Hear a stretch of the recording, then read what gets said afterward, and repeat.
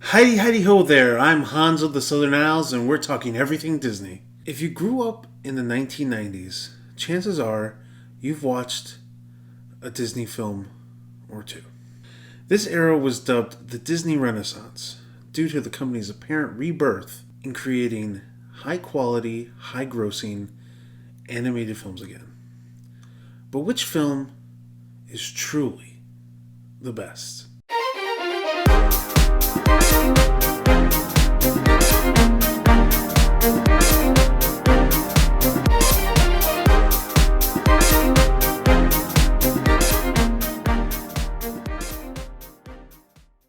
And although we all know my stance on Tarzan, I'm ranking all the Renaissance films from my least favorite to my favorite.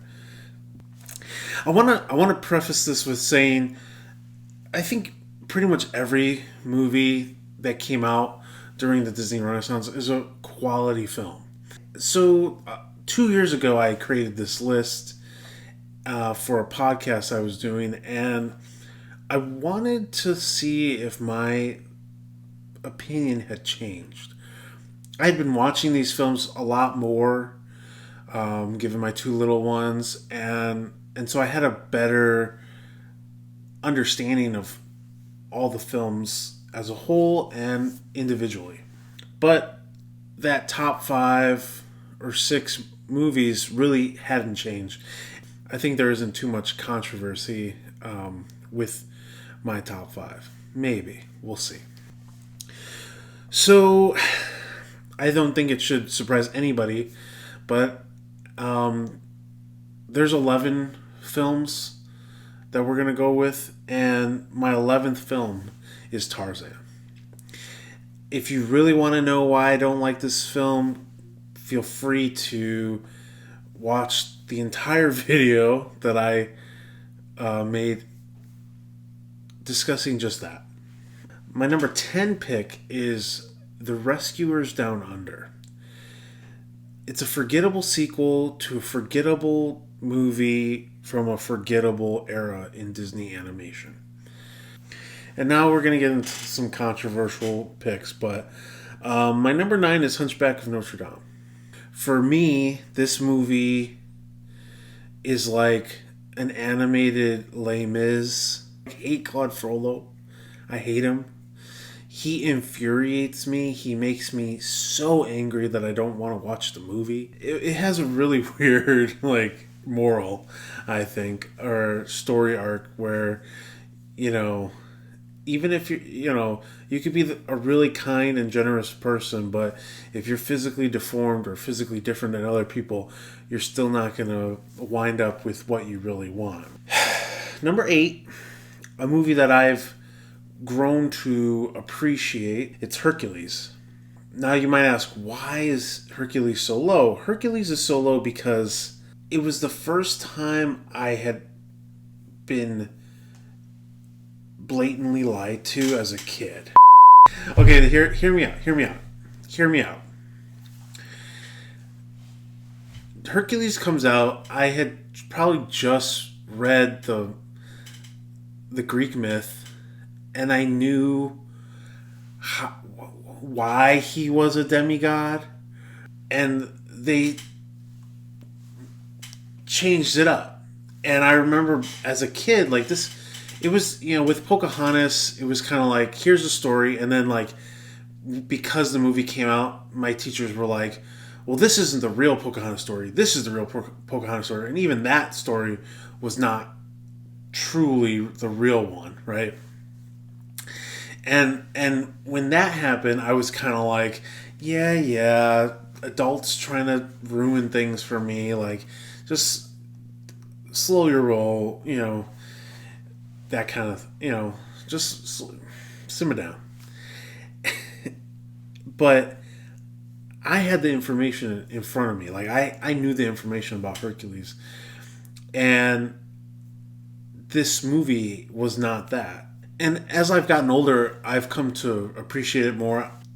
But there's still so many other movies that I feel are better And you have to realize this era, this decade, has some really stiff competition.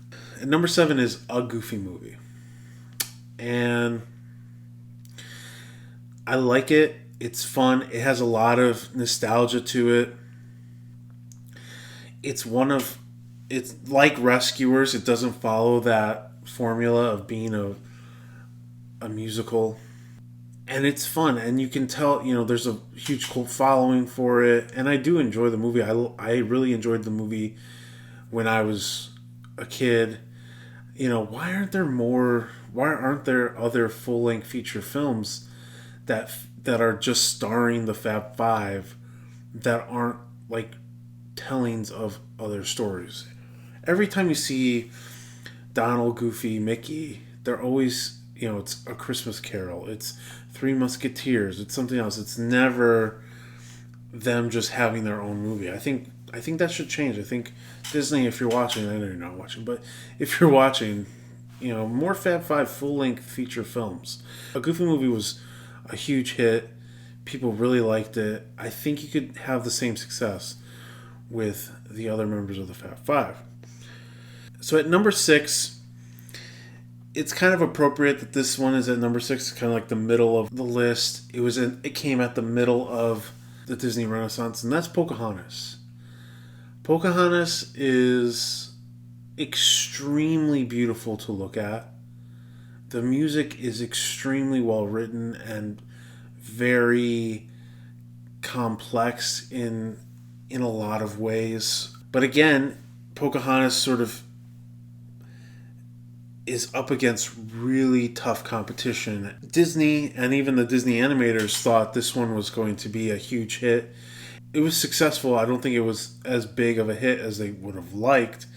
It was definitely successful. It just has stiff competition. My number 5 might be a little controversial. For me, this would be, honestly, I would prefer to have this be higher up. 2 or 3, maybe even 1. But that's just how much I like the movie, and that's Mulan. This movie got me excited about Disney animated films again, and I was like in 6th or 7th grade. I should have been outgrowing Disney films. I was unimpressed with the 2 before it, being Hunchback and Hercules. Then this movie comes along, and I'm super stoked about it. And it gets me invigorated and gets me loving Disney animated musicals again. I love the music. I love every single song, even Reflection, even though the Christina Aguilera version was shoved down our throats months prior to the release. And everything besides maybe like that weird like 80s synthesizer thing that happens before she leaves. Even that's cool, but it's this movie came out in 1998, not 1988, and it sounds like it's from 1988. I remember I hadn't watched the movie in forever, and I saw that montage on YouTube, and I thought it was a joke because the music didn't like register with me, so I thought that it was like one of those like parody videos, and somebody had put like cheesy 80s montage music underneath it. And then I went to go watch it with my daughters, and I'm like, no, that is the music. Oh my god, how could I not have remembered that? So at number 5 is Mulan. Now here we get a little controversial because I'm putting The Little Mermaid at number 4. And I know it's kicked off the Renaissance, and so some people would feel like this thing started everything, so it should be number 1 or number 2 at least. But I've watched it recently, and I know, and I've had this conversation with my wife, that it doesn't hold up as well. Little Mermaid shows its age, and I think that's why And I think that's why I'm putting it where I'm putting it. Number 3, again, don't at me. This is just my opinion. The Lion King. I know it's like the highest grossing film or something from the era or whatever, adjusted for inflation, whatever, I don't know, whatever. But I never fell into that hype. I never bought I liked The Lion King. I love Timon and Pumbaa. The story's really good. But I feel like there's a lot visually that could have been done better, with the savannas and things like that. It just felt really super cartoony. To me, there's always kind of been this difference between full length animated, feature films and Saturday morning cartoons. There is a difference in quality and in the way they draw things and the way they do the backgrounds, that kind of stuff. And from The Lion King, I kind of get that Saturday morning cartoon vibe. I think that's why it translates so well to TV. Remember, Timon and Pumbaa was on TV, on the Disney Channel. They got the Lion Guard now. I think there's a reason why those, the Lion King type things have translated really well into TV because it is very Saturday morning cartoon looking. The Lion King is just not as well rounded as my number 2 and my number 1 pick. Simple as that. My number 2 pick is The Beauty and the Beast. And it took what they had done with Little Mermaid and they just knocked it out of the park. There's a reason why, it won an Oscar. It makes The Little Mermaid, which came before it, look incomplete or obsolete. But Beauty and the Beast takes it to the next level. And it kind of creates the standard. I think my number 1 definitely creates the standard.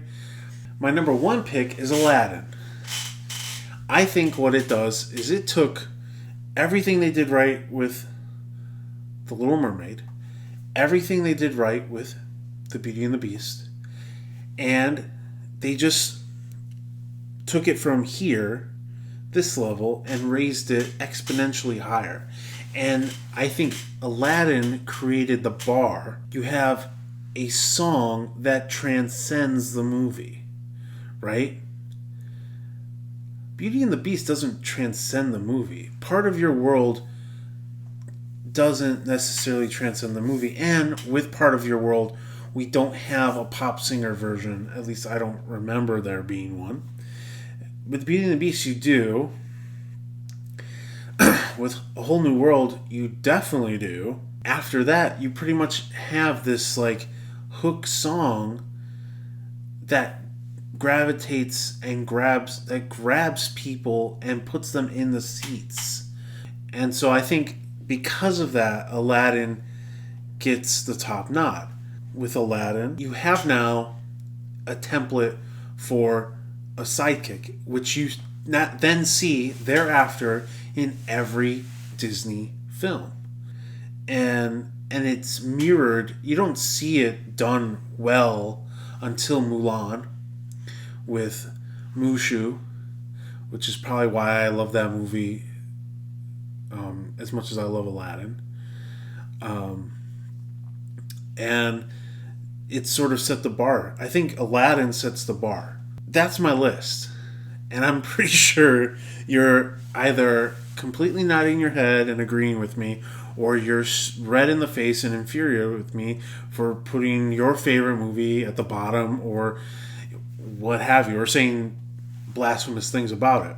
But this is sort of the most objective list I could think of, besides maybe the bottom 5, kind of me going more with my gut.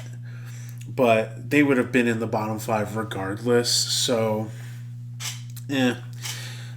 But I want to know what you think. What's your list? Put it up there. Comment, subscribe. So until next time, catch you on the flip side.